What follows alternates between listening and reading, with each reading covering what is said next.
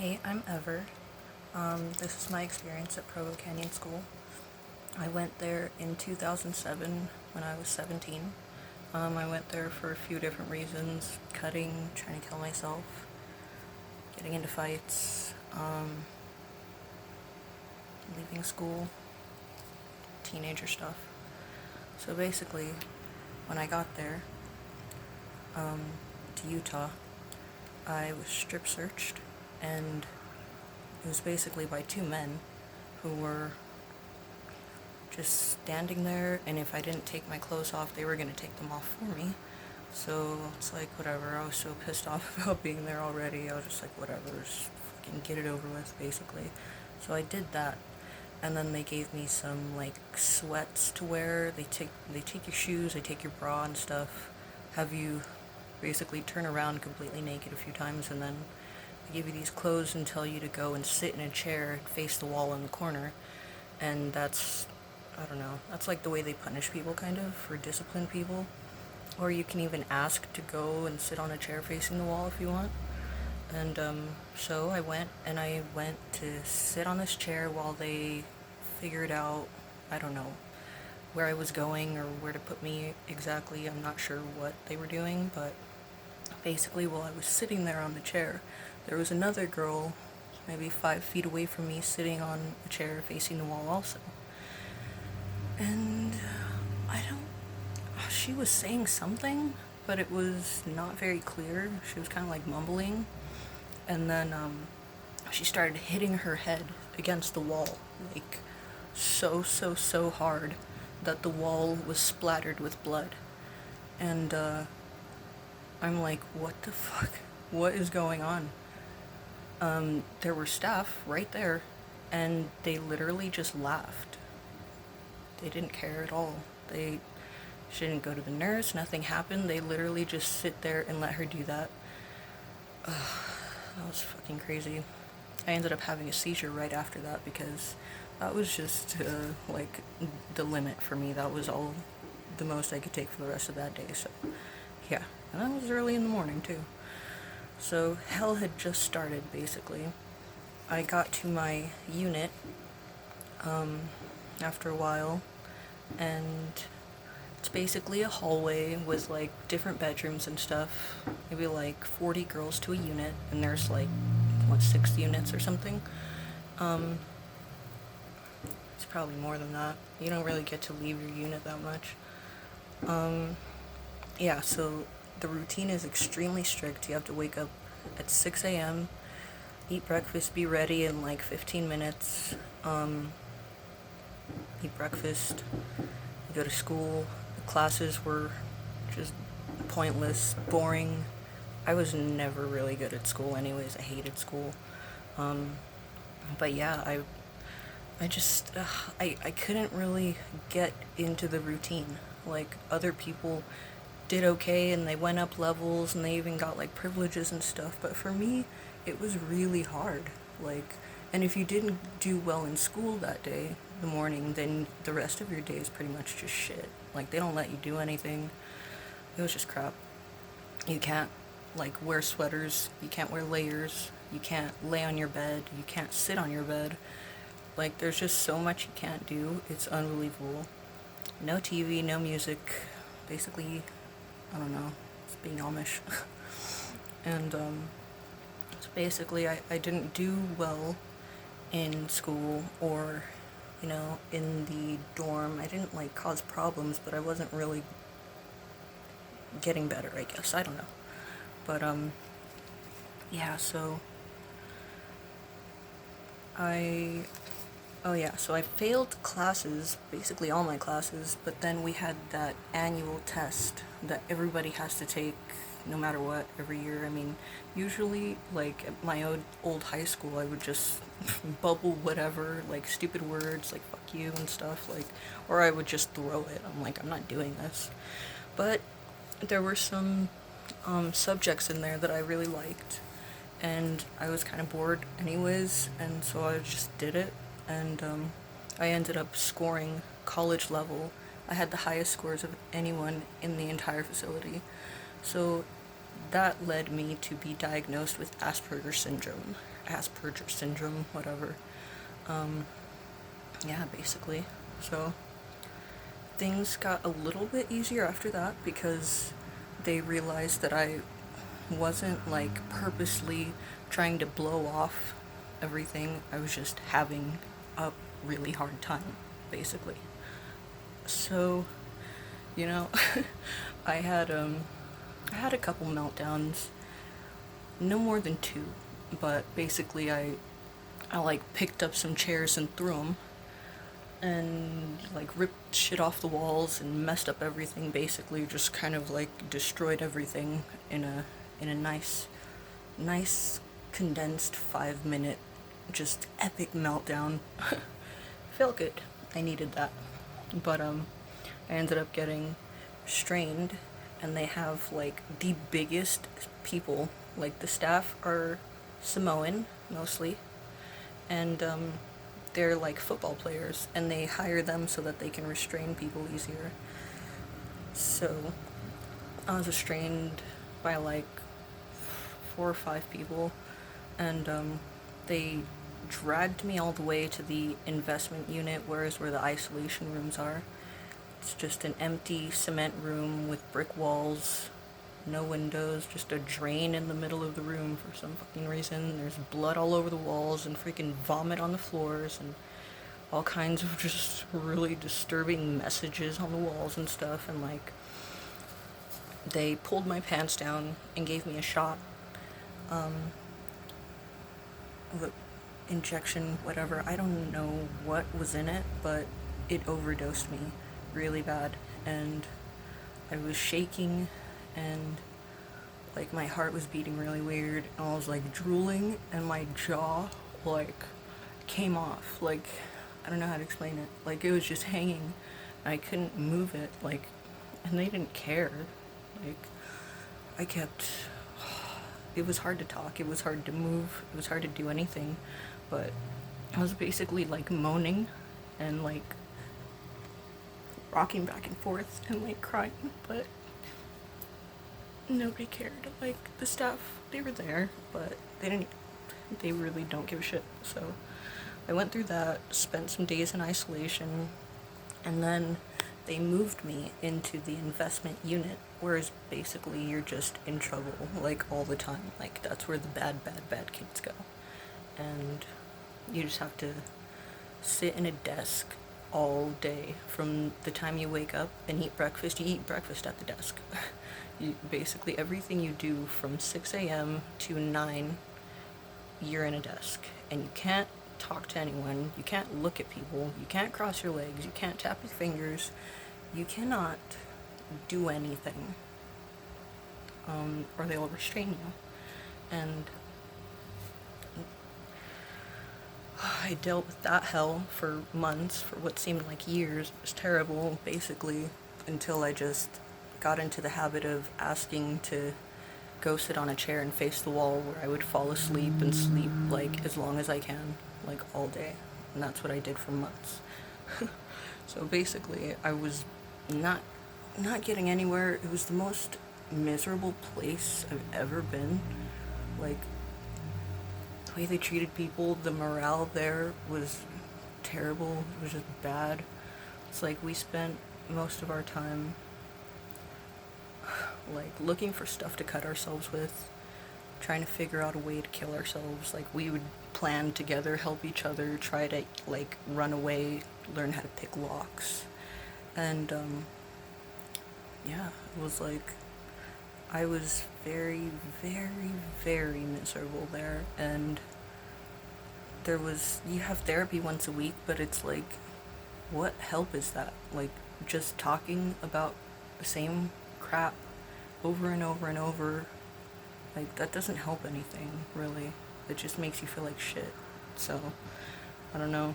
People tend to think that therapy is some like magic fix, and it's not at all. Ask people that have been through it for years. It's like, I don't know what the point was that.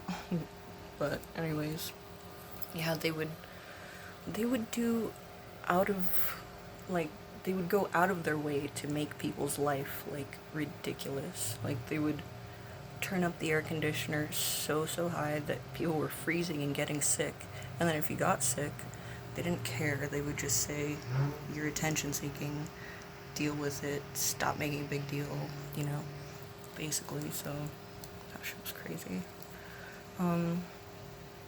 Yeah, I was put on some medication that really did not agree with my body, and I couldn't eat. Like, I felt like my skin was burning. I couldn't really talk. And then, like, they pretty much force you to eat. You get in trouble if you don't eat. So I would eat, and then I would throw up, and then I would get in trouble for that. And that actually, I became bulimic after that because, I don't know, it kind of changed me in a way that I didn't understand, and that happened for too long because nobody fixed or changed anything.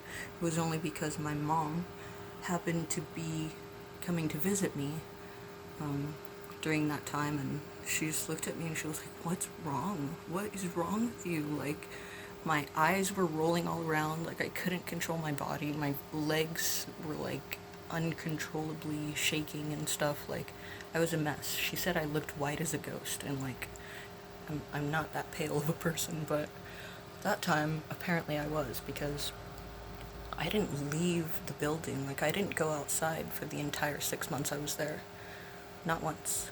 So yeah, that's really therapeutic, I'm sure. After the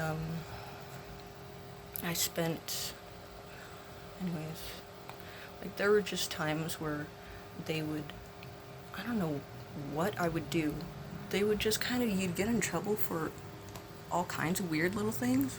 So I don't really remember, like, why they put me in this room, but basically they put me in this room with a flickering light, knowing that I have seizures. And then I would have seizures, and they would kind of just ignore me for a long time.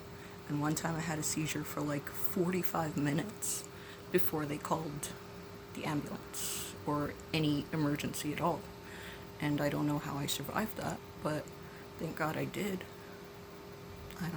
It's fucking crazy. Luckily, it kind of ended like right when they got there. I don't know. Another time, I was restrained by two men. They, like, dragged me into the isolation room and threw me against the wall, like, slapped me against the wall with my arms, and then pinned me against the wall and held my hands behind my back. And they were both holding me up against the wall so hard that I couldn't breathe. And I couldn't exactly say I couldn't breathe. And the more I struggled, the harder they pushed me until I passed out. And then I woke up in the isolation room. Like, I don't know what happened after that. I doubt they had a nurse even check on me, because they just were really messed up people. And they did not care at all about hurting us. Yeah. Usually you can only talk to your parents, like, during family therapy or when the therapist is around, basically, and they listen. So if you say anything about the abuse that's going on, they hang up automatically. And so I never really even tried. I had no motivation to even talk to my mom, really. So after, like, 6 months of not even saying much to my mom, I finally, my therapist kind of stopped paying attention, and I finally told my mom, like, two guys had me up against the wall and I couldn't breathe, and I passed out and ended up in the cement room, and she didn't really believe me. She just didn't want to believe me. She didn't say that much, but basically, after our call was over, I went back to the unit for a few hours until later that night after dinner, I guess. I was called back to therapy, by my therapist named Dr. Drew, of all names. Yeah, Dr. Drew. He was a little quiet and weird at first, and I was like, oh god, I'm in so much trouble for telling her, basically. And like, yeah, he started screaming at me at the highest volume you could imagine.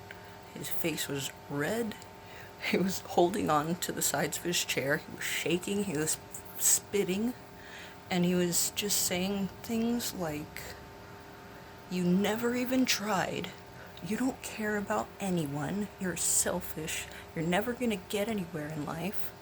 And that's kind of the last things I remember before I just kind of like blocked it out, kind of like detached, like could not really process that at all. And it went on for like, I don't know, maybe 20 minutes. I'm not sure, but I couldn't even believe it. Like, I couldn't respond. I couldn't really, I don't think I even ever told anyone really, but yeah. So he told me basically that my mom was pulling me out, that she was taking me back home. And I was even more in shock. I was like, this is definitely not real. But I talked to my mom for a few minutes, and she basically was like, yeah, I asked him about it, if it's true, and he didn't deny it. He said, yeah, he said, we do what we think we have to do. And I was like, okay, great. So she had me on a flight first thing the next morning. And, you know, before this happened, I had already, like, promised myself that I was gonna end it as soon as I got out, because I just, there's no point to my life.